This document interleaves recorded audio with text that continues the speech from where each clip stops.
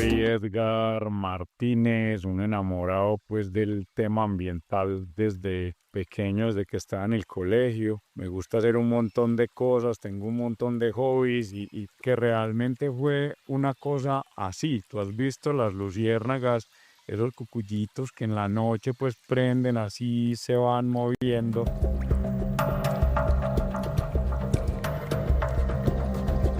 ¿Invertir 999 para vender 1000? Edgar Martínez se dio cuenta que el negocio forestal tradicional no sumaba, pero en lugar de rendirse dejó que el bosque hablara. Hoy, Silvery no solo protege al tití gris, sino que también demuestra que un negocio que deja más de lo que se lleva es la mejor herencia para el campo colombiano.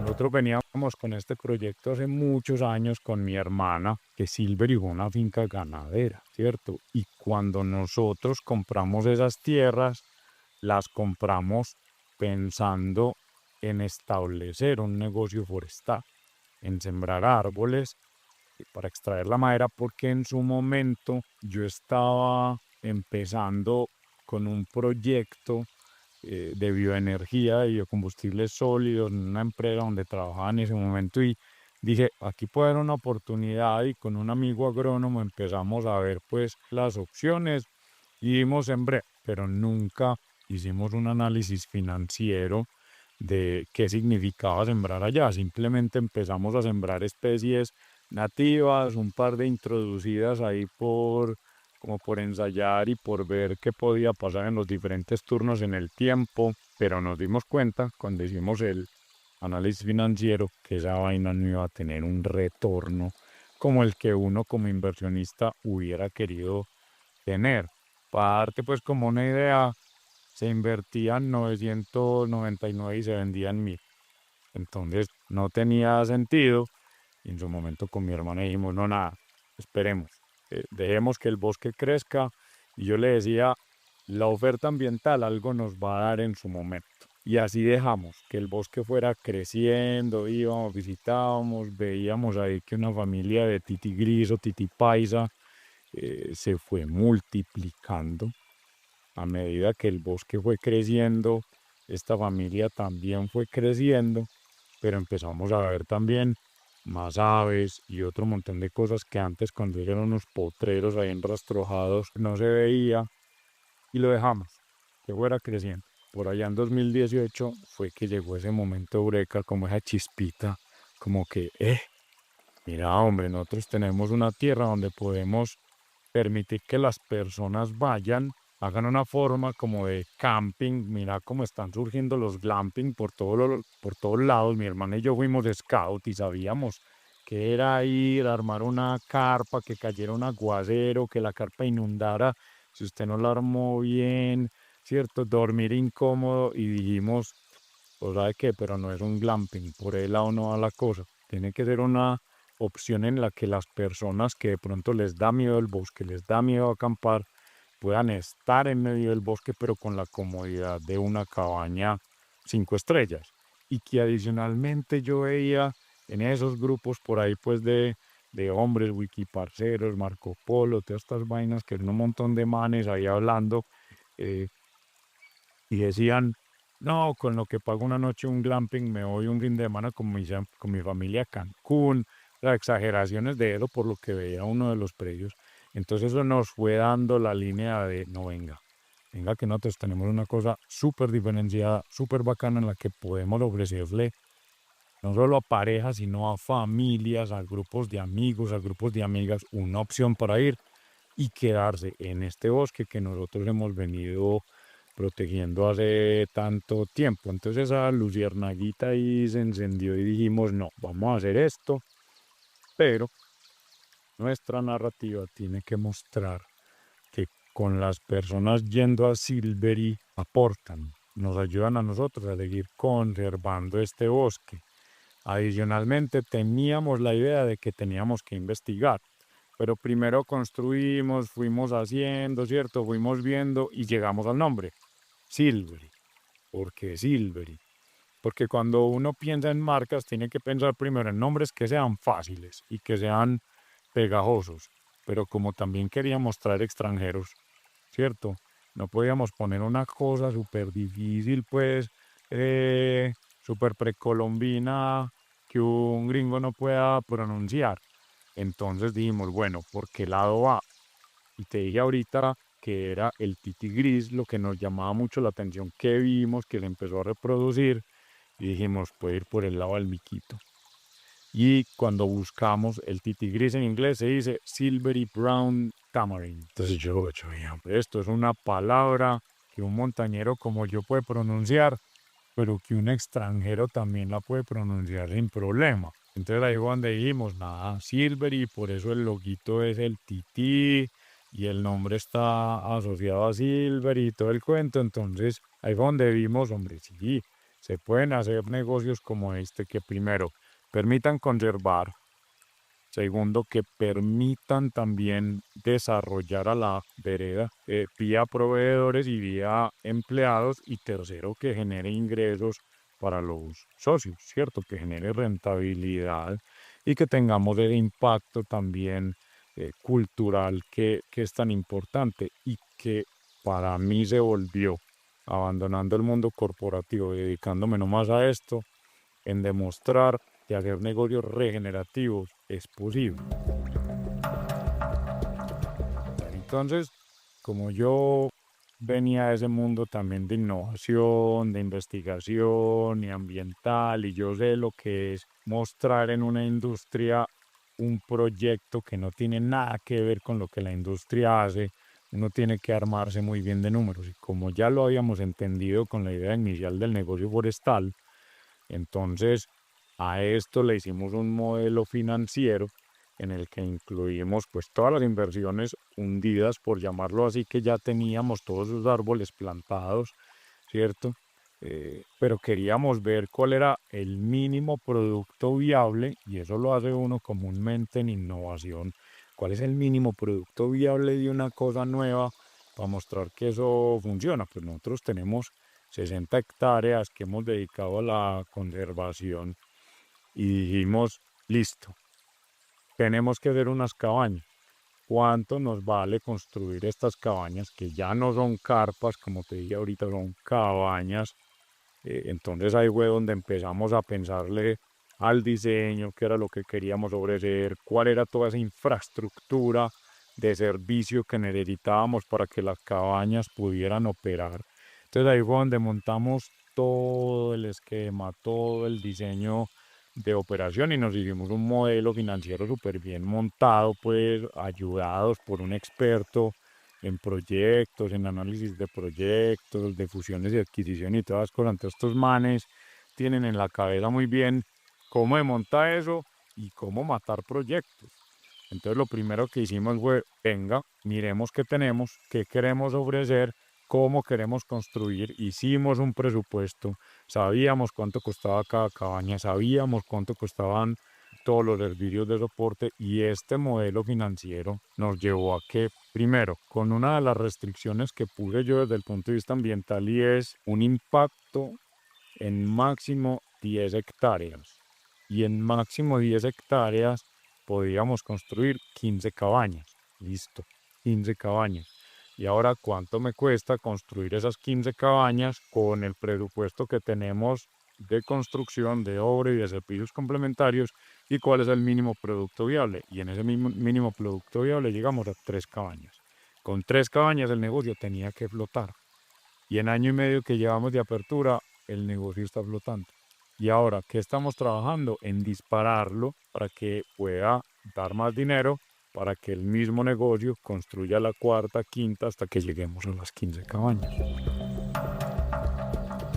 Sí, eso es una estrategia de pura narrativa y saber con quién promover tu negocio. Entonces, una de las primeras cosas que dijimos fue, no queremos que nuestras redes sociales se vuelvan el sitio del tipo de personas que no queremos que vengan. Entonces, si tú ves nuestras redes, no hay así pues como un montón de gente como en vestido de baño, peladas en bikini y diciendo como, vine a este sitio, vengan todos.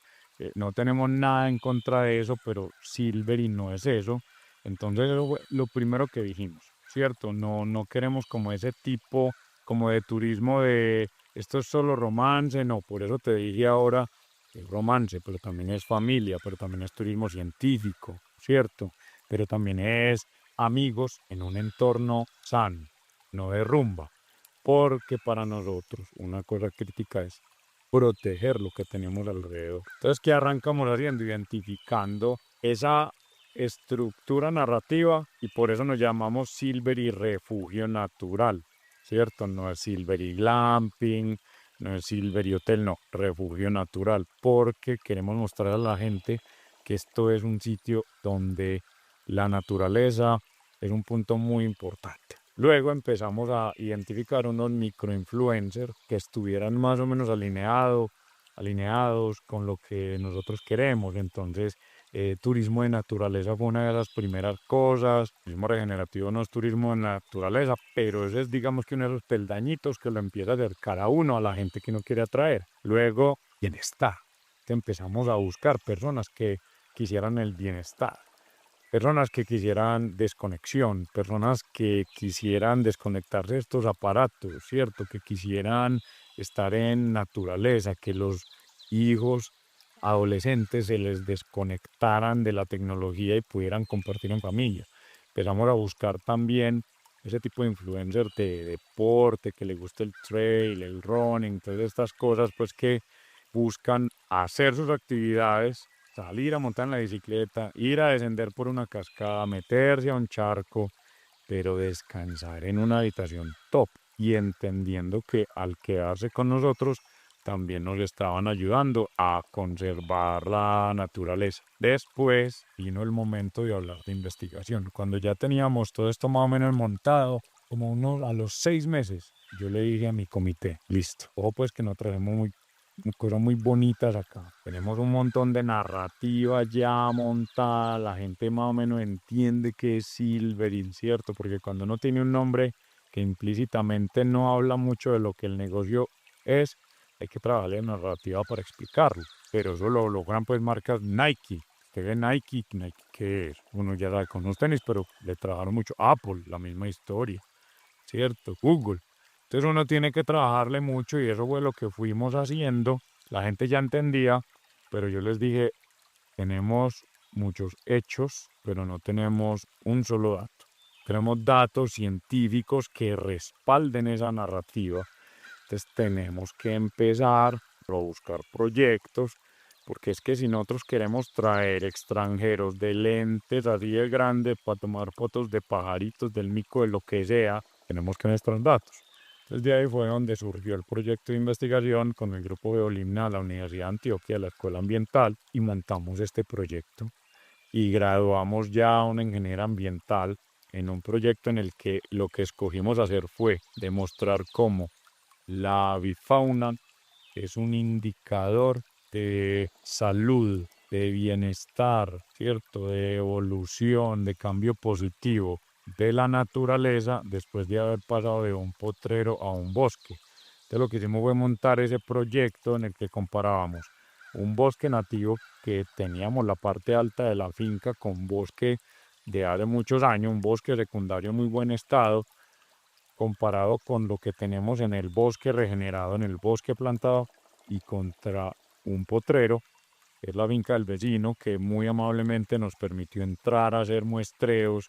Entonces fue muy bonito porque tuvimos información que nos permitió entender cuál era la riqueza, la diversidad, ¿cierto? De todos estos biotopos, de estos 3 biotopos en los que hicimos muestreo.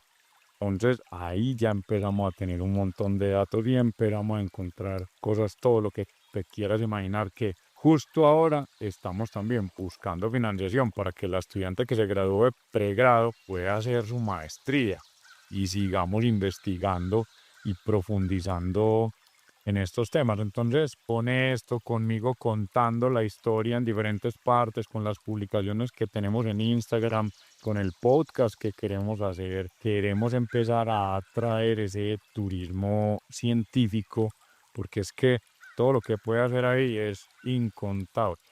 Entonces a mí me interesa poder atraer este tipo de gente que viene y paga para ayudar a tomar datos, para ayudar a analizar datos, para quedarse y entender y ayudarnos a mostrar por qué es importante tener iniciativas como esta.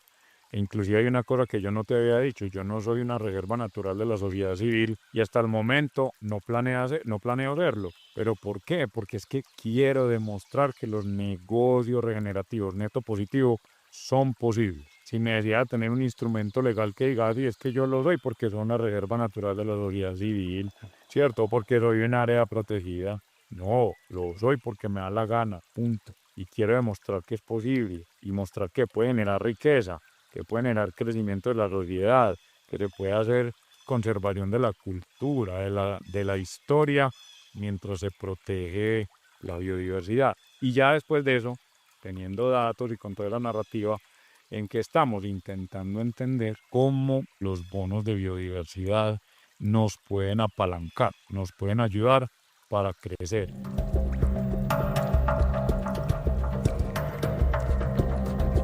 Emprender en el campo a veces se siente como un camino solitario, pero no tiene por qué ser así. En Living Impact creemos que la regeneración no se hace a puerta cerrada, sino compartiendo lo que nos funciona y lo que no. Si historias como la de Edgar y Silvery te está dando esa chispita para transformar tu propio negocio, te invito a suscribirte a este podcast, El Viaje Regenerativo. Dale like y sobre todo comparte este episodio con ese amigo productor o esa emprendedora que busca cómo darle un propósito más profundo a su tierra. Juntos, estamos demostrando que el bienestar de la naturaleza es el mejor negocio para todas y todos.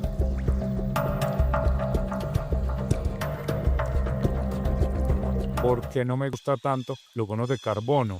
Porque es que 60 hectáreas a la mayoría de gente le puede sonar mucho, pero para unos de carbono es muy chiquito, es muy poquito. Entonces, si yo saco un bono de carbono, va a ser para compensar lo mismo que yo hago, y sacar un bono de carbono no es barato y tiene mucho trabajo. Entonces, yo me tengo que concentrar en lo que realmente es importante para mí en este momento, que no es un bono de carbono para venderle a alguien que se lo va a consumir con una tonelada de carbón que quemó, ¿cierto?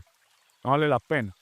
O sea, el número es exagerado, pero como yo vengo de una industria tan grande como la cementera, yo sé las dimensiones.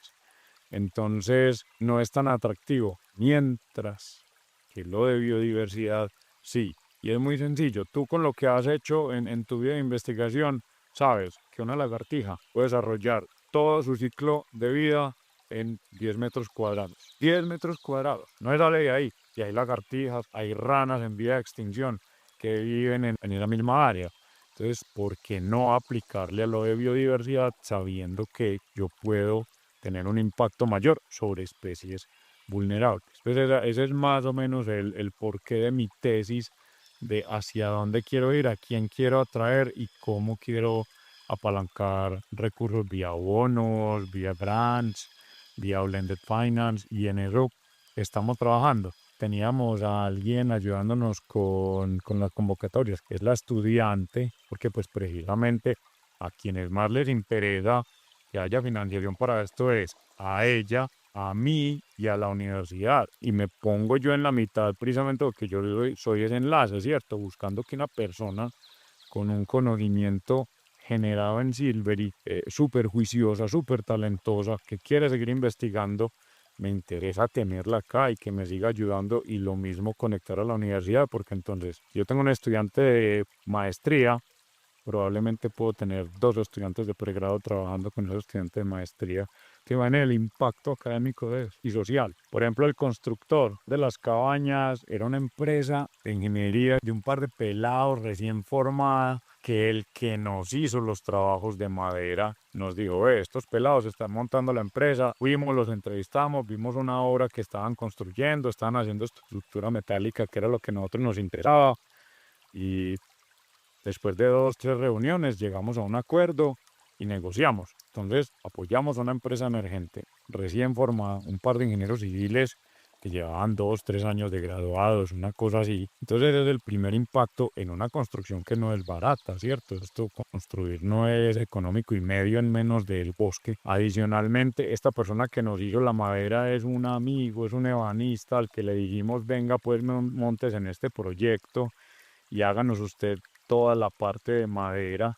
Entonces mira ahí las redes, cómo van conectando. Y entonces arrancamos a hacer todo ese proceso, pero para hacer todo ese proceso, estos pelados no conocían a nadie en el municipio, entonces llevaron a muchos trabajadores desde Medellín y para poder hospedar a esos trabajadores había que ponerlos a dormir en alguna parte y allá ni carpas. Entonces, ¿qué hicimos?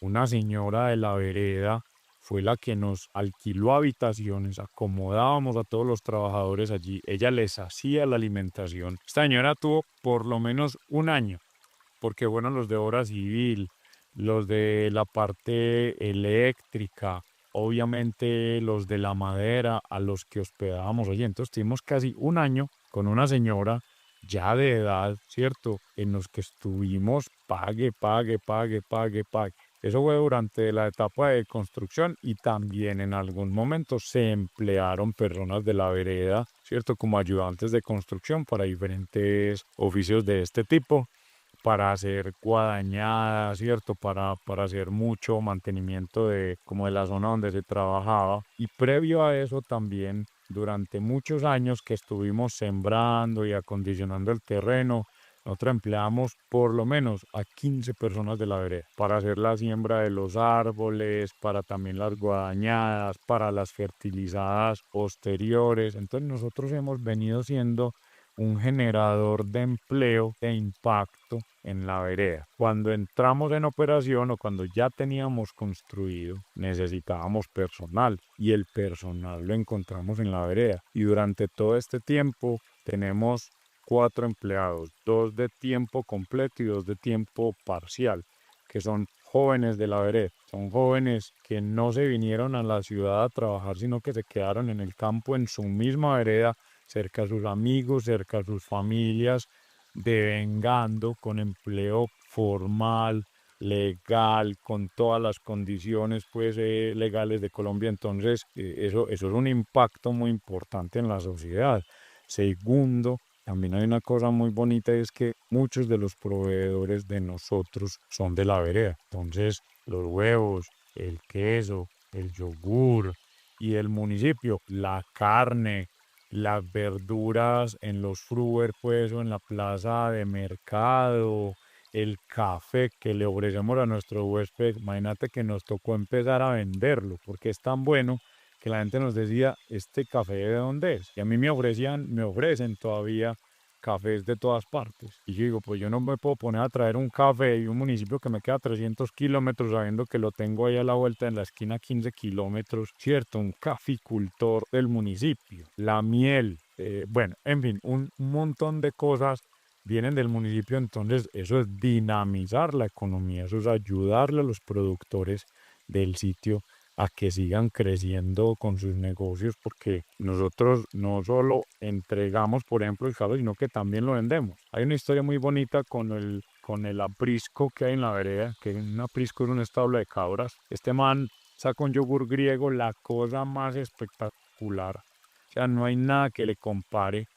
Y de un restaurante top de acá del Valle de Aburrá, Gabriela, laboratorio de cocina, nosotros les ayudamos a montar uno de los menús porque lo estaban montando, pensaban en regiones antioqueñas y el postre lo querían hacer en Oriente. Entonces los invitamos y les dijimos, venga, vamos a Silver y venga, conozca, venga, mire cómo es la cosa. Entonces nos fuimos con el dueño, visitamos un trapiche, visitamos el aprisco, vimos todo lo de Silver y ellos entendieron la importancia de tener un bosque, la importancia de la evapotranspiración en un bosque, ¿cierto? E imagínate que después de ver todo eso, le compraron el yogur durante 4 meses a este proveedor de la vereda porque les encantó el sabor y desarrollaron el postre con la forma de una panela con un chocolate blanco que rellenaban con el yogur griego y que cuando entendieron que este proceso de evaporación y transpiración era lo que formaba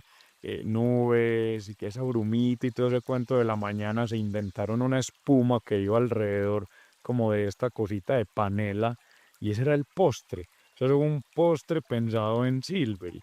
Eso fue un postre pensado en que el bosque está aportando una reducción de temperatura, vapor de agua. Son una cosa muy bonita, es un impacto bacanísimo. de lo que hacemos en Silver. Entonces, vea, un proveedor vendiendo inclusive ya más allá de la frontera de la Vereda, andando por el Valle de Burrá, que inclusive a veces yo mismo le traje el yogur hasta acá y le ahorré el transporte, porque lo traje de pura bacanería. Entonces, eso es dejar impacto social, 100%. Pues por lo menos como lo estamos haciendo nosotros, exactamente como lo estamos haciendo, no, porque no he visto que empiecen a sembrar para mostrar un negocio regenerativo. Turismo de bienestar, sí, turismo sostenible relativamente, sí, porque cada vez ve más uno que la gente quiere tener buenos sistemas de tratamiento de agua, quiere tener energías alternativas, pero también hay casos de gente que llegó a un bosque que ya era establecido, nativo, y empezó a construir cabañas como amigables con el entorno, que no rompieran mucho con el bosque, ¿cierto? Que no hubiera como movimiento de suelo, pero que hayan cogido una tierra y la regeneren para esto tal cual y en las proporciones que nosotros lo hicimos. En San Carlos no he visto pues como el primero, pero ganadería regenerativa sí se ha empezado a ver, productos orgánicos. Entonces, bueno, eso está bien porque es que no todo el mundo tiene la misma experiencia o paciencia o idea, pero lo que sí vemos cada vez más es un interés mayor por tener negocios que sean como ambientalmente más amigables, y por eso han surgido varias iniciativas de educación en avifauna, anillamiento de aves. Nosotros tenemos ahí un vecino que está haciendo un proyecto muy, muy bonito pues de esto, de ver si con el anillamiento se puede ver aves, por ejemplo, migratorias, o qué tanto se mueven aves en el mismo municipio. Entonces, bueno, hay de todo. Y si puede haber también algo de reticencia frente a este tipo de negocios, pero en San Carlos, por ejemplo, es porque a medida que el bosque crece, entonces la cadena trófica también crece, porque hay comida y detrás de la comida va llegando cada depredador hasta que llega a ese apex, ese es el tope, ¿cierto? Y no en Silver y más abajo ya se ve mucho más águila arpía, pero en Silver ya vemos constantemente al tigrillo. Ya en lo que llevo de instalada las cámaras trampa, ya me ha salido en las dos y dos veces. En las dos últimas bajadas de información ya me apareció en las dos. Entonces, ¿qué muestra eso? Que hay un ecosistema saludable, que hay comida para los depredadores, pero a la gente en la vereda. Entonces, por ejemplo, si al depredador le dio por cambiar de dieta un poquito y se cansó del ñeque, del gurre o de la guagua, se va y se asoma por allá en una finca, y si la gallina dio papaya, comió gallina. Y en estos días me contaron que como que un animal grande se trasteó un perrito de una finca. Entonces, por eso puede pasar, ¿cierto? Esas cosas pasan, pero yo creo que debe haber una sana convivencia, y esa sana convivencia tiene que pasar por educación. E iniciativas como la mía tienen que contarle a la gente la importancia de que el tigrillo esté y todos los otros animalitos de ahí para abajo, hasta la vegetación pues en la cadena trófica, estén. Entonces bueno, pues no de al final de cuentas con un campesino que hasta de pronto quiera tener la piel del tigrillo, o que no quiera que le coman las gallinas, uno qué hace, pero a algo podremos llegar, ¿cierto? Como regáñelo y mándemelo para mi finca, ya veremos pues cuál es la forma.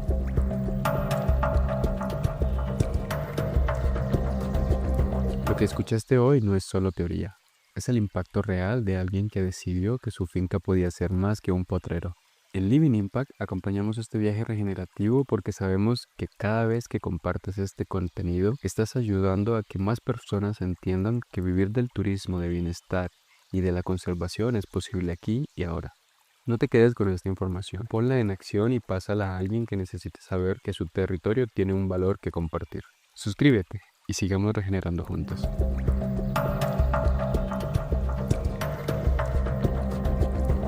Vamos a entrar en la regeneración, e independiente de donde estés parado, Leticia, La Guajira, los Andes, zonas costeras. Lo primero es hágalo, empiece, ¿cierto? Porque cada vez más las personas van a querer visitar sitios donde haya un propósito. Y este propósito es cuidar. Y la regeneración no es solo cuidar la biodiversidad, sino mostrarle a las personas también que cuando van a un sitio como el mío pueden salir transformadas. Las personas también se pueden transformar al visitar sitios como este, porque se pueden dar cuenta de cosas que no sabían, que no conocían, que no entendían. Pero aquí hay una parte muy importante y es que se necesitan datos. Y para tener datos hay que entender usted qué tiene, ¿cierto? Hay que investigar un poquito y no crean que investigar es una cosa imposible, que no se puede hacer.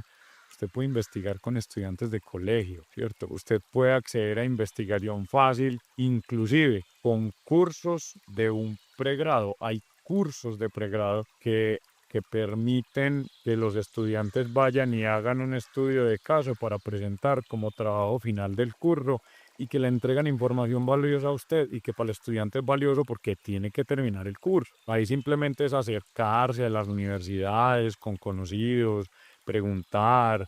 Organizaciones como la Sociedad Antioqueña de Ornitología tiene becas de cuantía mínima en la que usted puede hacer estudios pequeños, en la que usted puede entender especies de aves que son importantes, que usted ve que un pajarito siempre llega y usted no sabe cuál es, ¿cierto? Empiece a levantar la mano y pregunte. Siempre es muy importante tener datos y datos soportados por la ciencia, no por opiniones, no por es que yo creo, es que a mí me parece, porque uno encuentra de todo. Gente que en chats de la vereda, por ejemplo, no es que le apareció un león y hay un león que está comiendo las gallinas. No, en Colombia no hay leones. Eso es parte de la importancia de la educación con lo que nosotros logremos tener con la investigación, ahí ya un proyecto pequeño en nuestros predios. Entonces, háganle, arranquen, empiecen a ofrecerlo como sea, con una habitación, que la habitación les dé para construir una cabañita, que la cabañita para la otra cabañita, que eso para el kiosco y que no sé qué, y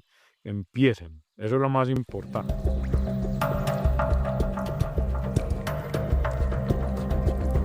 Cada pequeño proyecto regenerativo es una luz que guía a otros hacia un modelo de vida más coherente. Este podcast, El Viaje Regenerativo, es nuestra bitácora para documentar esa transformación de la mano de Living Impact.